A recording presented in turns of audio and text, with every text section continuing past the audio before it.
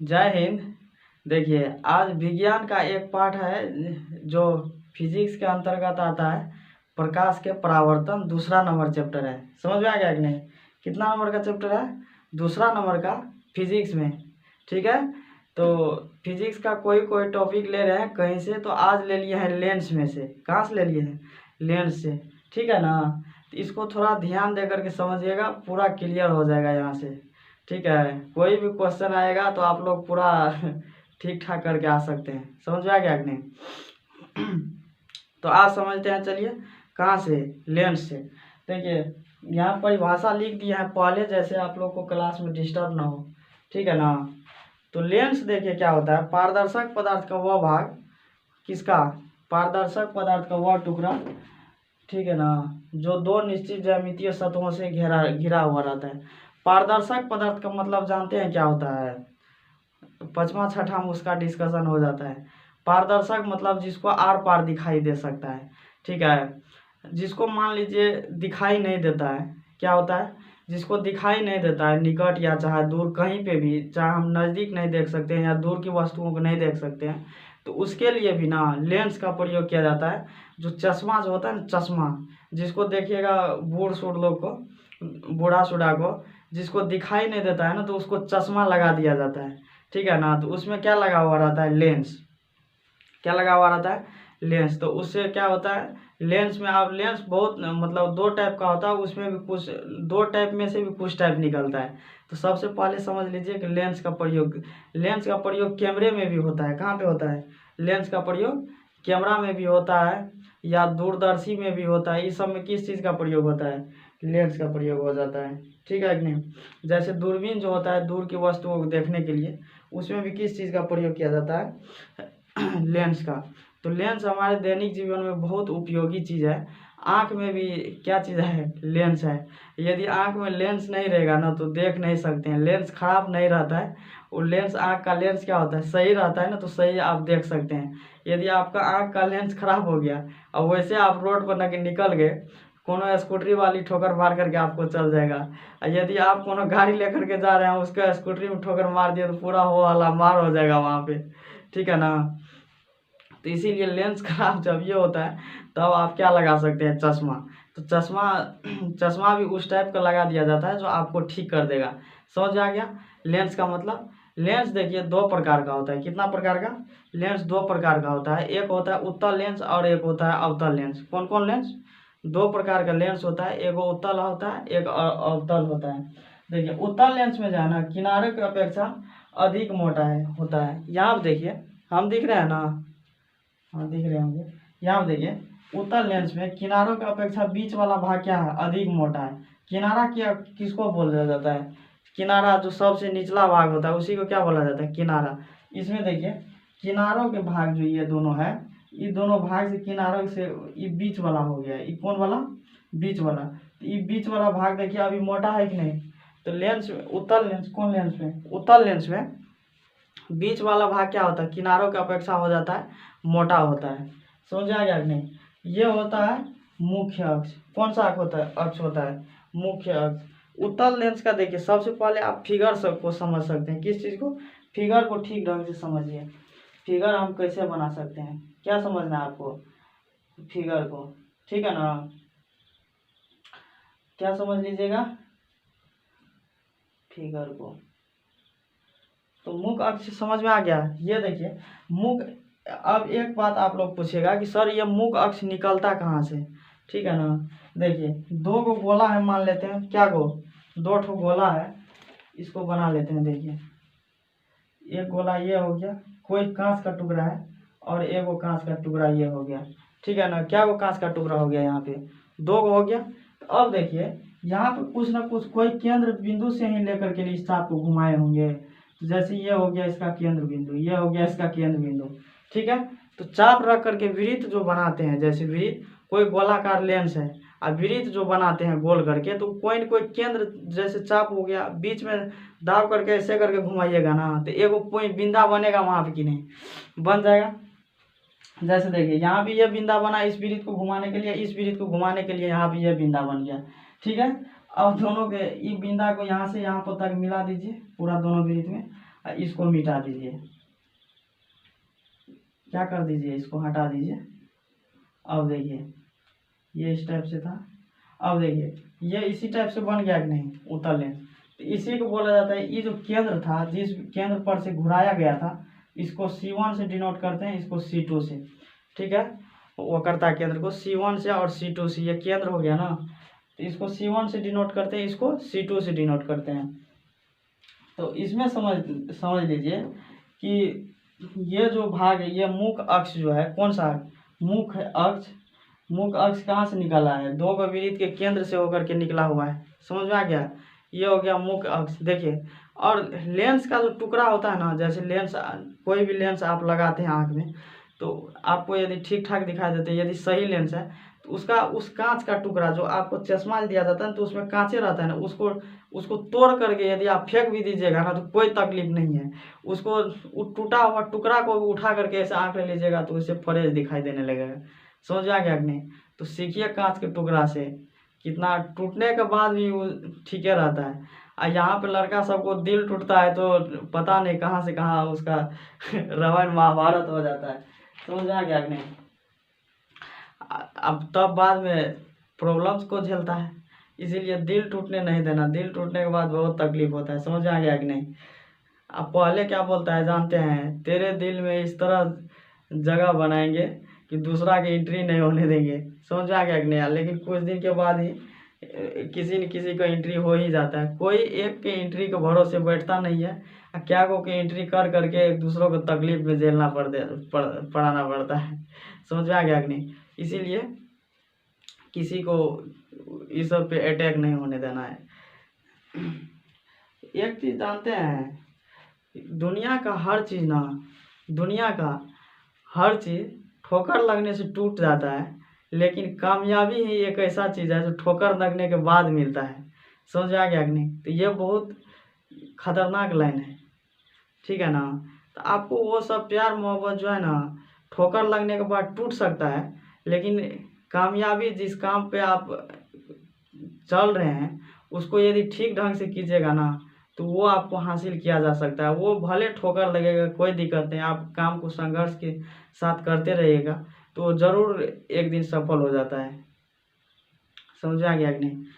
और देखिए, तो ये यहाँ तक समझ में आ गया।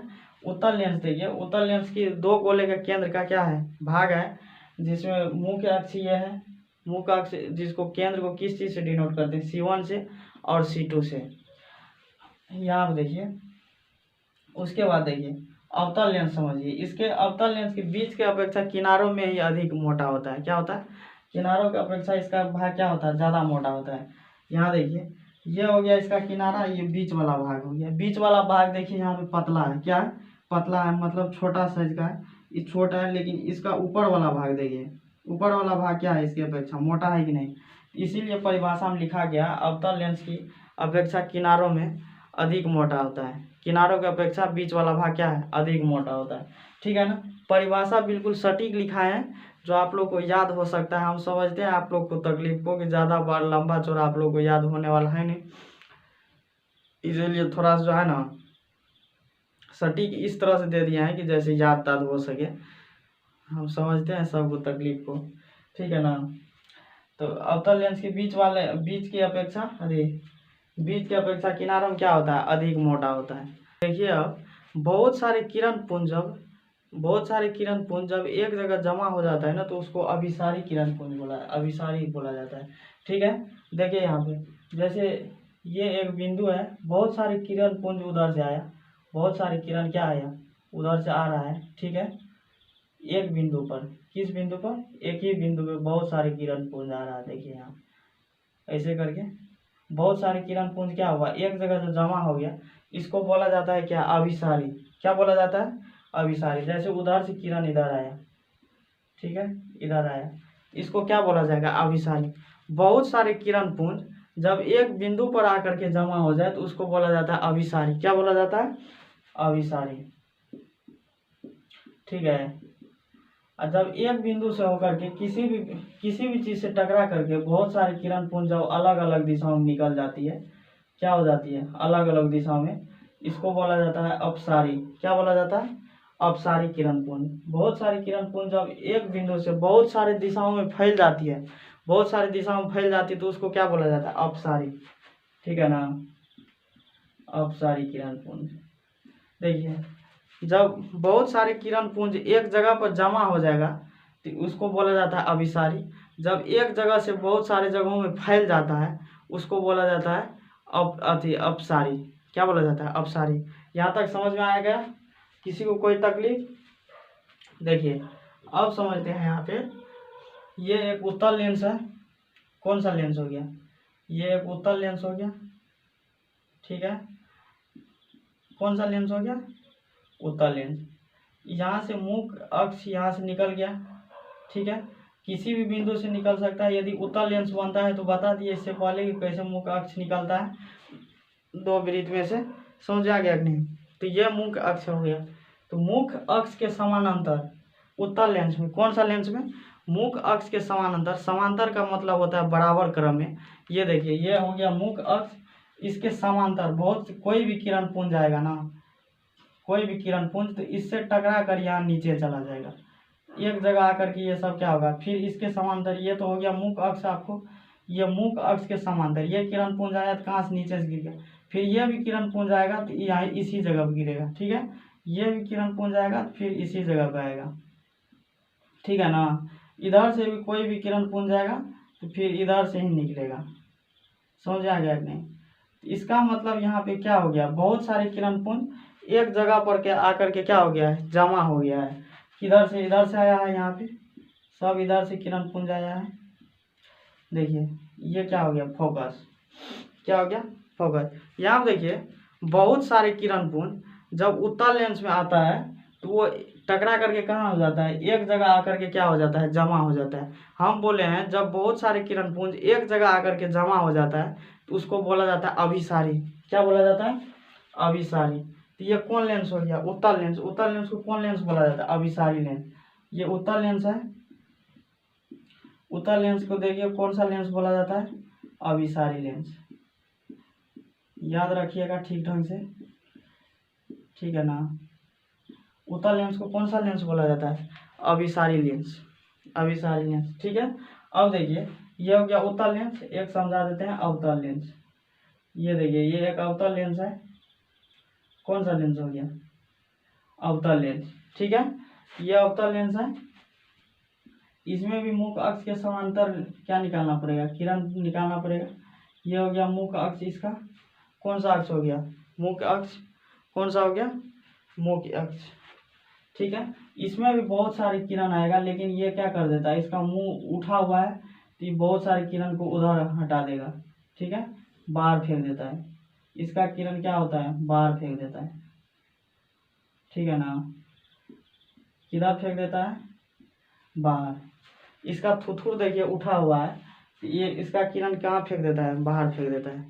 ठीक है ना, तो उत्तल लेंस में बहुत सारे किरण पुंज जब आता है तो वो एक जगह आकर के क्या कर देता है? जमा कर देता है। ठीक है ना, तो उसको बोलते हैं अभिसारी किरण पुंज। लेकिन अवतल लेंस में जितना भी किरण पुंज आता है वो सबको क्या कर देता है? बाहर बहुत सारे दिशाओं में फैला देता है। विपरीत विपरीत दिशा में फैला, जिधर से आया उधरे फेंक दिया। इसका मुंह उठा हुआ है, ये उधरे फेंक देता है। समझ में आ गया नहीं? तो इस कौन लेंस हो गया? अवतल लेंस। अवतल लेंस देखिए बहुत सारी दिशाओं में फैला देता है, तो इसको बोलेंगे अपसारी लेंस। कौन लेंस बोलेंगे? अपसारी लेंस। ठीक है, इसको कौन सा लेंस बोलेंगे? अपसारी लेंस। देखिए, ये देखिए उत्तल लेंस। अरे उत्तल लेंस, ये देखिए, ये उत्तल लेंस बहुत सारी चीज़ों को क्या कर देता है? इकट्ठा कर देता है। अवतल लेंस जो है बहुत सारी किरणों को विभिन्न दिशाओं में फैला देता है, मतलब अलग अलग दिशाओं में क्या कर देता है? फैला देता है। तो इसको हम क्या बोलेंगे जानते हैं? इसको हम बोल देंगे अपसारी लेंस। जो भी किरण पुंज बहुत सारी दिशाओं में फैला देता है उसको हम बोलते हैं अपसारी लेंस। लेकिन कोई भी किरण पुंज आकर के एक जगह पे जमा कर देता है तो उसको बोलते हैं अभिसारी लेंस। कौन सा लेंस बोलते हैं? अभिसारी लेंस। समझ में आ गया कि नहीं? ये देखिए, ये एक लड़का की तरह काम करता है, समझिए, और ये एक लड़की की तरह काम करता है। जानते हैं कैसे है? लड़का सबका दिमाग पूरा डाइवर्ट रहता है। मान के चलिए कोई जिसको ऑफिस जाना है काम करने के लिए, वो ऑफिस गया होगा, ऑफिस से आएगा, दूसरा उधर क्या काम करके रखा होगा नहीं रखा होगा, उसको वो भी टेंशन होगा कि कल हमको जवाबदेही होगा।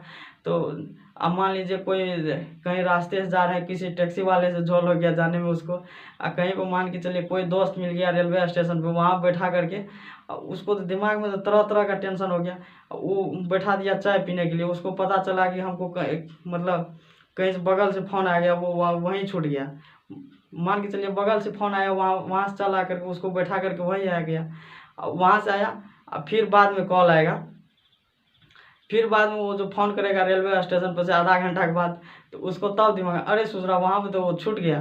तो आधा घंटा के बाद उसको वो भी टेंशन है घर में, मतलब उसको विभिन्न टाइप का टेंशन रहता है। एक टेंशन है, बहुत सारा टेंशन से वो भरा पड़ा रहता है। और उधर से आया घर में आकर के पत्नी कुछ बोल दिया तब तो औरों झोल हो जाएगा, समझिए। तो बहुत सारे टेंशन से इसको झेलना पड़ता है। ये देखिए एक लड़की की तरह काम करता है, जिस पे फोकस मार दिया उसको परजोला की तरह जला करके जला ही देगा, ठीक है ना। ये जानते हैं कैसे काम करता है। मान लीजिए कोनो लड़का से ये कोई लड़की बतिया रहा है, तो वो बहुत दिन तक बतियाने के बाद, भले ही शुरुआत किसी भी चीज़ का शुरुआत लड़के करता है, लेकिन 6 महीना के बाद लड़की बोलेगी कि मेरा तो कोई केयर ही नहीं है। समझ में आ गया कि नहीं। तो इसीलिए जिसको फोकस ये कर दिया तो उसको कर दिया, वो फोकस ही हो जाएगा। तब जिसको फोकस कर दिया तो हो गया, तो उसका काम खत्म है। इसीलिए इस सब का फोकस से क्या करना है, बच करके रहना है। समझ में आ गया कि नहीं। तो समझ में आ गया ना ये कैसे काम करता है। तो इसीलिए इस सब से बचिए करके रहने में फायदा है। तो किस चीज़ के भांति काम करता है, ये एक लड़की की तरह काम करता है, ये एक लड़का की तरह काम करता है। लड़का को बहुत सारे टेंशन, मतलब बहुत सारे दिशाओं में इसका टेंशन है, तो बहुत सारे दिशाओं में फैला देता है। अब बहुत सारे दिशाओं में फैला देता है, तो इसका मतलब ये अपसारी ले। ये देखिए जब ये लड़की की तरह होता है, घर में बैठल बैठल एक एक दिमाग लगाना है कि उसको फ़ोन करना है, कहाँ है नहीं है। तो उसको मतलब एक वो टेंशन एक एक आदमी को बर्बाद करके रख देगा। तो वो कौन सा एक जगह जमा करने का मतलब कौन लेंस हो गया, अभिसारी लेंस। समझ में आ गया कि नहीं। शॉर्टकट ट्रिक है याद करने के लिए आप लोग का। उत्तल लेंस को कौन सा लेंस, अभिसारी लेंस बोला जाता है, ठीक है। तो एक जगह जमा होगा तो अभिसारी, बहुत सारे दिशा में फैला देगा तो अपसारी लेंस हो जाएगा, ठीक है ना। यहाँ भी देखिए इसका जो फोकस है वास्तविक है, क्या है इसका फोकस, क्या है वास्तविक है, क्योंकि इसमें कुछ भी आवाज नहीं किया गया, डायरेक्ट आया किरण तो फोकस पर आकर के क्या हो गया है, जमा हो गया। तो ये क्या है, वास्तविक है, ठीक है। इसका जो फोकस है इसको कल्पना करना पड़ेगा, एक आभास किया जा सकता है। क्या किया जा सकता है, आभास किया जा सकता है, ठीक है। गलती हो गया,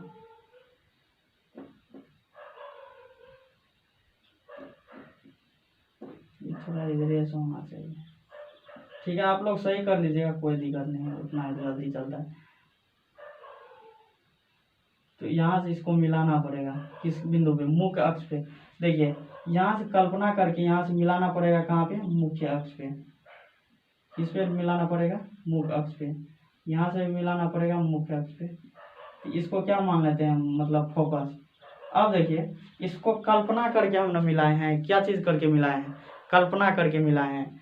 इसका फोकस क्या हो जाएगा, काल्पनिक होगा। क्या होगा, इसका फोकस वास्तविक है, इसका फोकस क्या हो जाएगा, काल्पनिक, ठीक है ना। इसका फोकस क्या हो जाएगा, यहाँ पे काल्पनिक हो जाएगा। इसका क्षमता भी होता है ना, ये वास्तविक है तो इसका क्षमता क्या हो जाएगा, धनात्मक। क्या हो जाएगा, धनात्मक होता है। इसका क्षमता क्या होता है, धनात्मक होता है।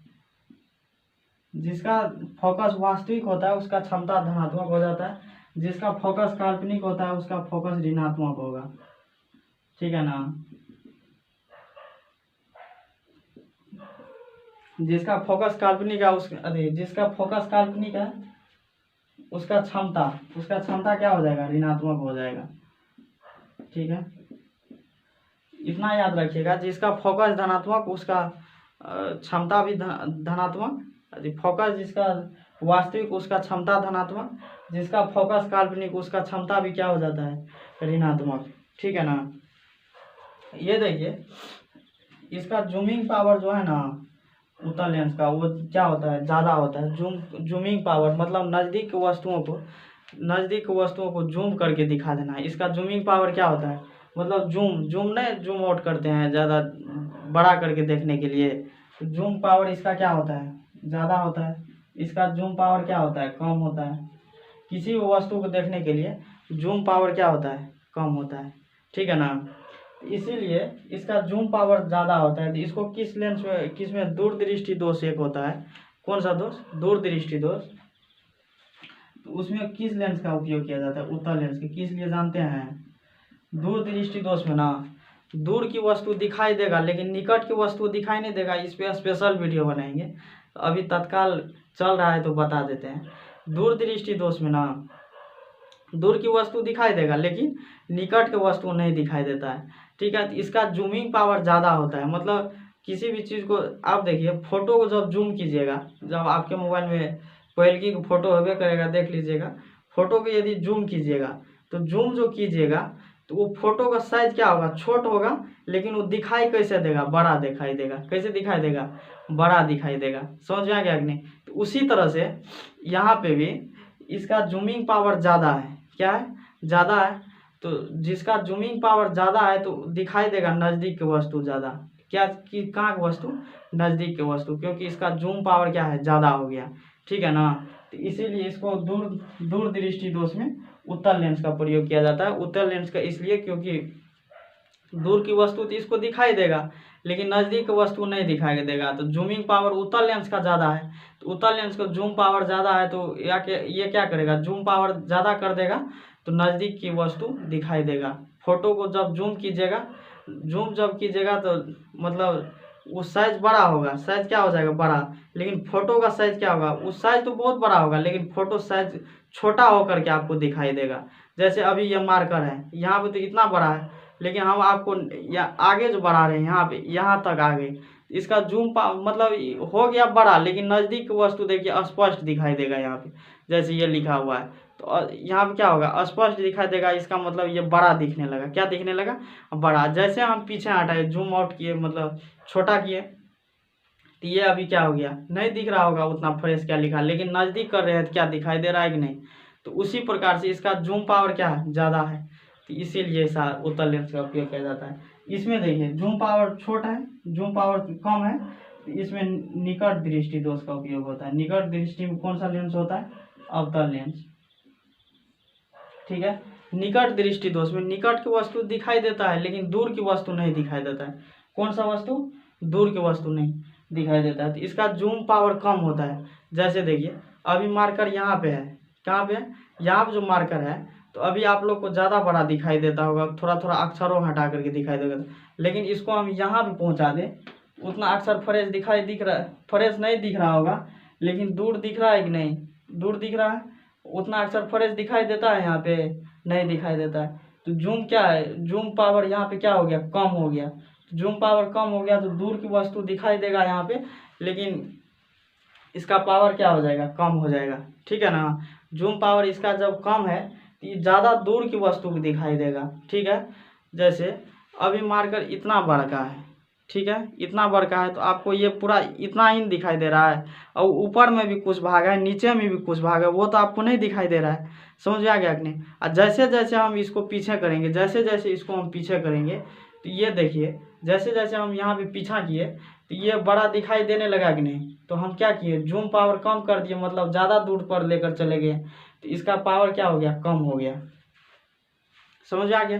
तो जिसका इस समय जिसका मतलब जूम पावर कम रहेगा तो वस्तु क्या होगा, दूरी तक दिखाई देगा। जूम पावर कम रहेगा, यदि ज़्यादा रहेगा तो निकट की वस्तु ज़्यादा दिखाई देगा। इसीलिए इसका याद करने का सटीक तरीक देखिए, बीमारी 2 इलाज उसका बड़ा होगा 3, बीमारी 3 इलाज उसका बड़ा होगा 4।